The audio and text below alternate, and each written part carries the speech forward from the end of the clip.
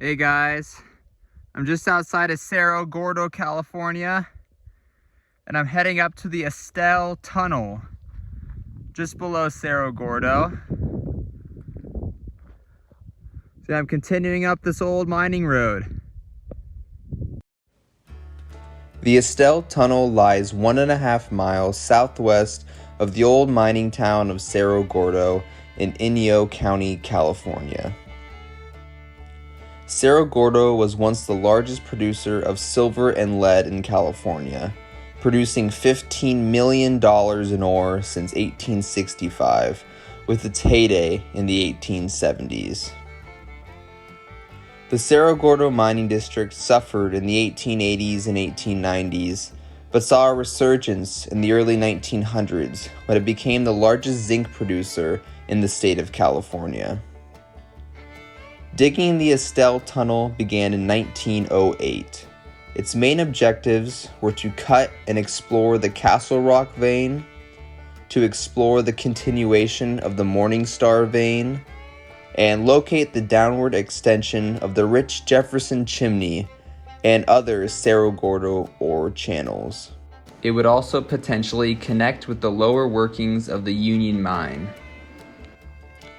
After 15 years of digging, in 1923, the Estelle Tunnel was driven 8,100 feet into the mountain, nearly half of the upper Inyo Mountain Range. At about 7,700 feet in, miners cut through the Castle Rock vein, revealing small amounts of silver ore. At 7,500 feet in, a raise was driven 660 feet upwards, and then a 2,200-foot drift was driven towards the Jefferson Chimney. However, the Estelle Tunnel supposedly never reached the Jefferson Chimney, nor would it ever find any other high-grade ore bodies. The 660-level drift ended up only 400 feet underneath the 1,100-foot level of the Union Mine in Cerro Gordo, but they never connected. Or did they? I mean, it's possible the Union Mine had even lower levels going down and they did connect, but, that's still a mystery. After digging through over 10,000 feet of rock, the Estelle Tunnel only produced a small amount of ore. The record from 1916 to 1926 shows 2,700 tons of lead-silver ore valued at about $80,000. Alright, I'm coming up on the waste rock pile.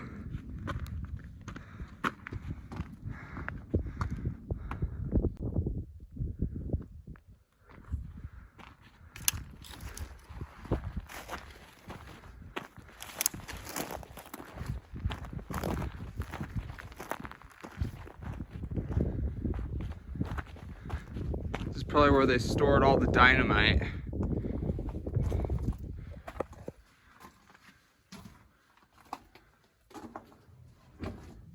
That's really cool.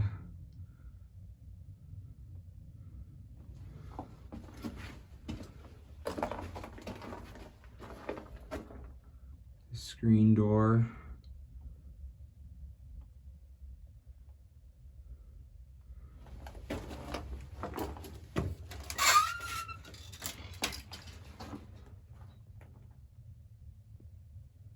Very cool. This thing is really cool.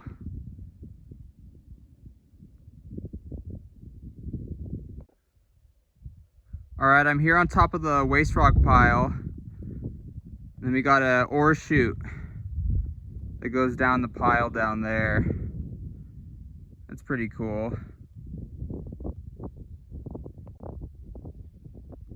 Here's looking down the ore chute.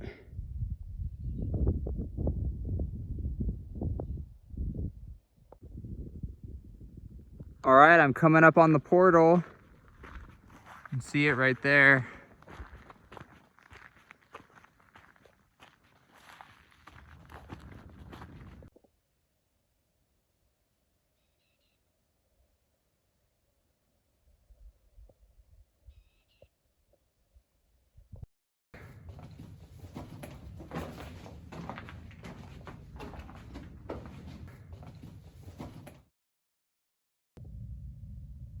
That's cool.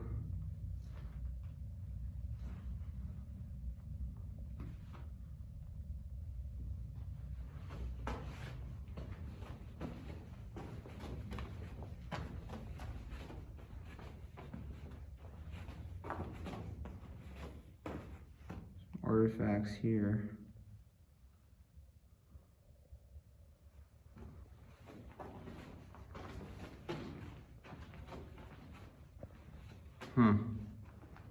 Wonder what this room was used for.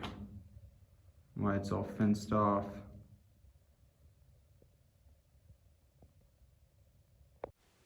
So the first part of the tunnel was really straight and there really wasn't much action going on. So I just did a time lapse, but then I turned it on when I found some drifts later on in the tunnel.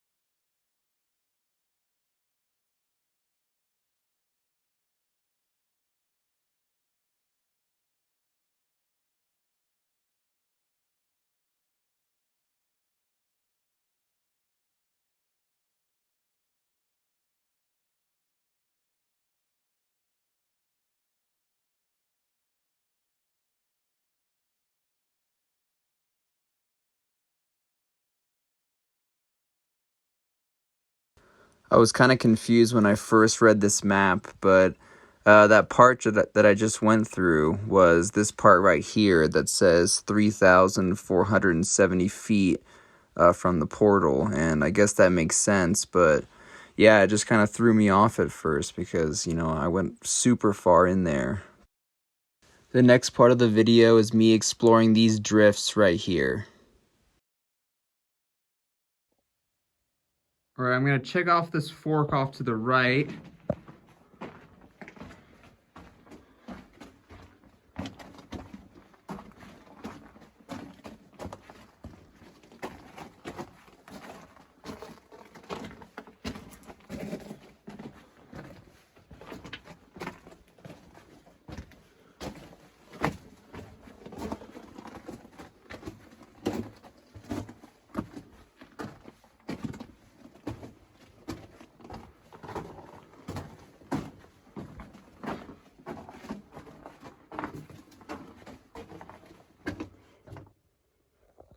Stole right there.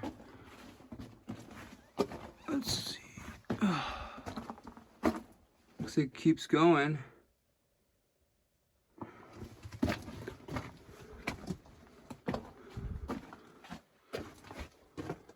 It's kind of a tight little space right here. Oh. Oh. Let's see if I can get through here. I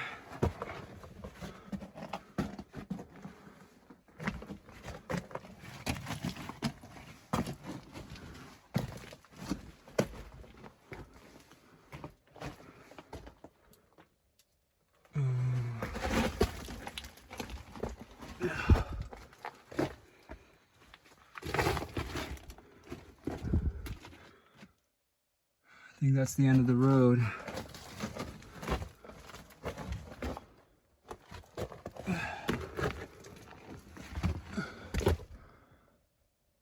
Yep, that's the end of the road right here.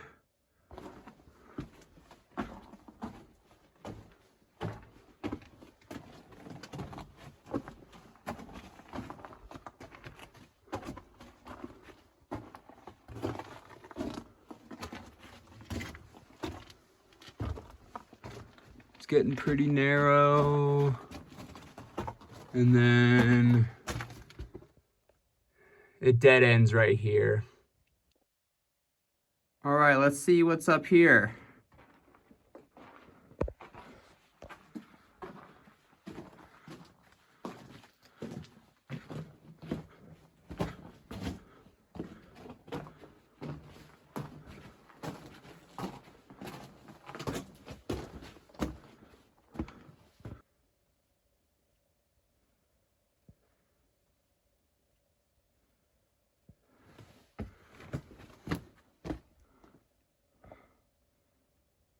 This is pretty cool though.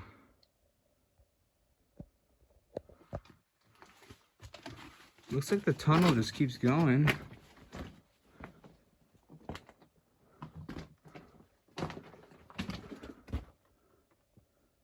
Doesn't look like it goes very far.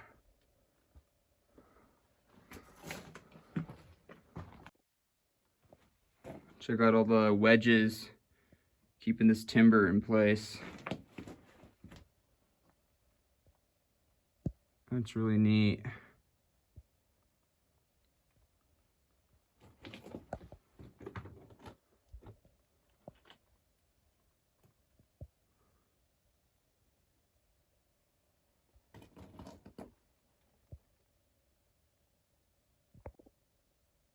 Here's just a look looking back at all these timbers at this intersection.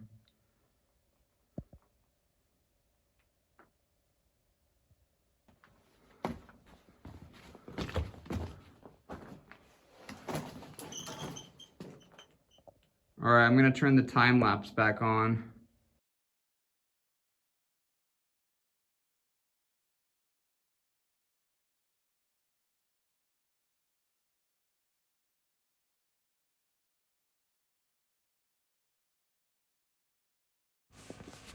So here I'm at like 5,000 feet into the tunnel, and as you can see here, there's a really bad collapse that's, completely impassable.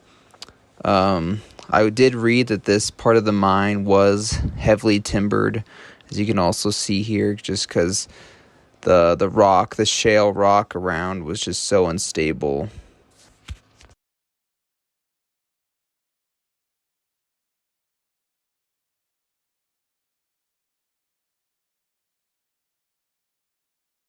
So the farthest I got into the tunnel was somewhere around right here. It doesn't look like it got that far, but that's just because that first 3,500 feet aren't shown. But yeah, unfortunately, I wasn't able to explore any of these workings on the bottom half of the map, any of these drifts, or that 660-foot raise that led to that drift that went to the Jefferson Chimney. So unfortunately, I didn't get to see any of that, but it was still pretty cool going 5,000 feet into the mountain. Check out all this crystallization on the ceiling. This is really incredible.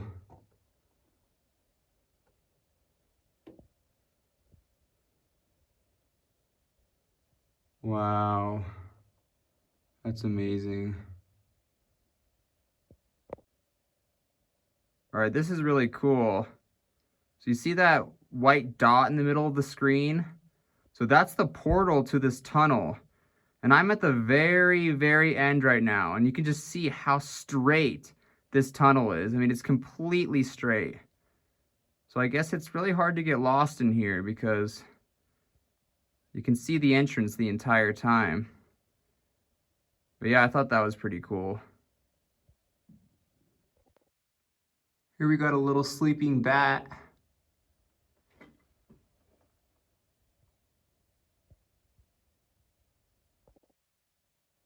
There's a bunch of these timbers in the mine. They were probably used to hang stuff up or something. All right, I survived. Making my way out of the tunnel.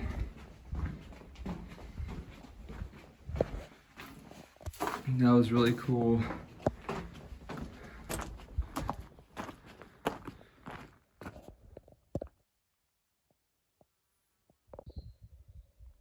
I'm not exactly sure what this was.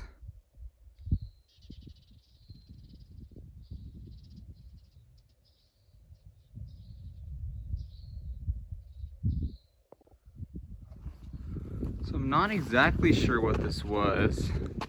It's definitely collapsed. There was a big metal door on the front, but then I looked inside and I saw that there was a bed in there. Let me see if you can see in there.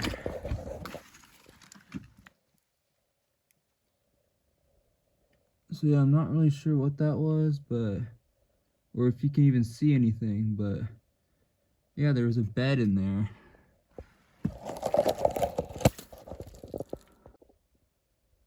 Over here we got an ore bin, and it looks like there's some cables coming off the ore bin. And I believe there was another structure up there, so there was probably a tramway bringing the ore to this ore bin. That's really cool. All right, that's the end of that. If you guys enjoyed, subscribe to the channel, and I'll see you guys in the next one.